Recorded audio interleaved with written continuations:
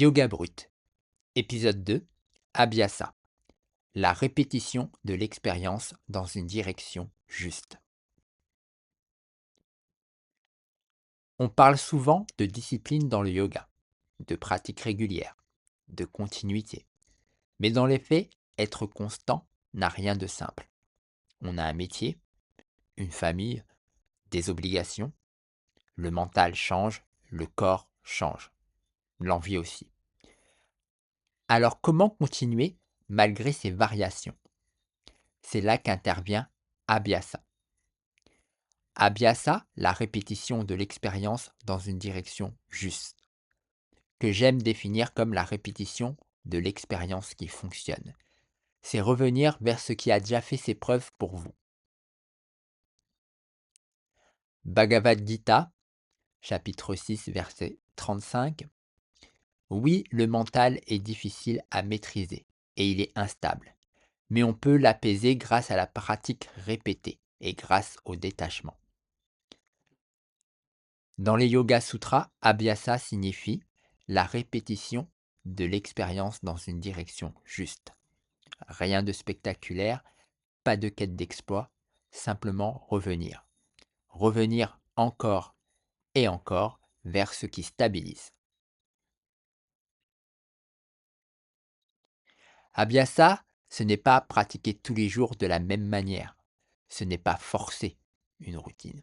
C'est répéter l'expérience qui fonctionne. C'est revenir vers ce qui a déjà fait ses preuves pour vous. On sait qu'après on se sent mieux, donc pourquoi arrêter? Répéter et approfondir une expérience, même quand les formes changent. Certains jours vous avez de l'énergie pour une pratique complète, d'autres jours non. Ce qui compte, ce n'est pas la quantité, c'est la continuité. Comme j'aime le répéter, aucun pas n'est perdu. Tout se fait par étapes. Il est rare que cela vienne d'un seul coup. Bhagavad Gita, chapitre 6, verset 5. Krishna explique comment développer l'union intérieure. Que l'on progresse étape par étape, avec détermination, en fixant le mental sur l'Atman, sans laisser la pensée se disperser. Quand on comprend ça, on arrête de se juger sur la quantité. On regarde. Qu'est-ce que j'ai fait réellement? Qu'est-ce que j'observe en moi quand je reviens? Qu'est-ce que ça change dans ma journée? Abhyasa, ce n'est pas une performance. Couplé à une pratique cohérente, la sadhana, Abhyasa devient un outil qui nous aide à se sentir mieux et à devenir une meilleure personne de manière durable. Donc se détacher de la performance, de l'avidité, est essentiel.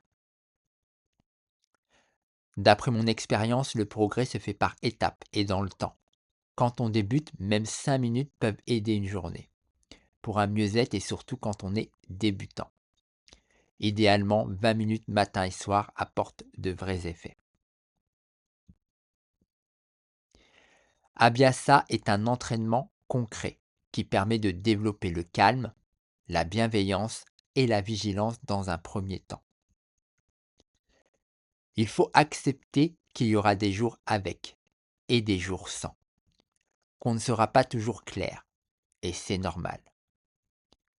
Continuez même quand c'est imparfait. Continuez même quand on doute. Étant donné que le mieux-être durable et de devenir une meilleure personne ne se fait pas en un claquement de doigts, il peut y avoir des périodes comme des paliers où rien n'est clair et où c'est difficile. Mais l'on sait que cette expérience a déjà fonctionné.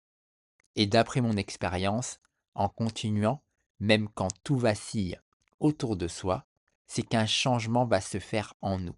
C'est un palier que l'on va franchir. Donc, continuez de pratiquer. Ce qui fait la différence, ce n'est pas l'intensité, mais la répétition consciente. Un pas, puis un autre. C'est ça qui construit la stabilité intérieure. Pas les grandes résolutions, pas les longs discours, pas la dernière méthode à la mode, pas les mises en scène pleines d'effets waouh et pleines d'émotions, pas les pratiques extrêmes. C'est simplement s'immerger dans le calme. Et à force d'y revenir, la bienveillance se développe, la vigilance aussi.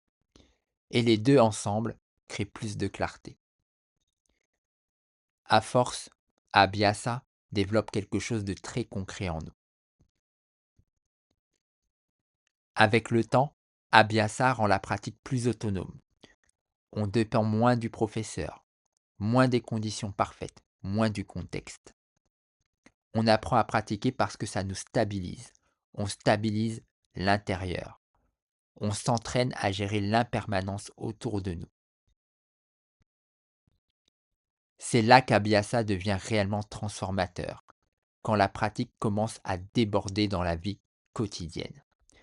Quand le calme, la bienveillance et la vigilance que l'on a travaillé et touché le matin changent la journée. La pratique qui influence la vie réelle. Alors si votre pratique manque de régularité, revenez à l'essentiel. Pas à la quantité, pas à la perfection, pas à la recherche de l'effet waouh. Juste s'immerger pour développer la stabilité intérieure. Merci d'avoir écouté Yoga Brut. Continuez de pratiquer.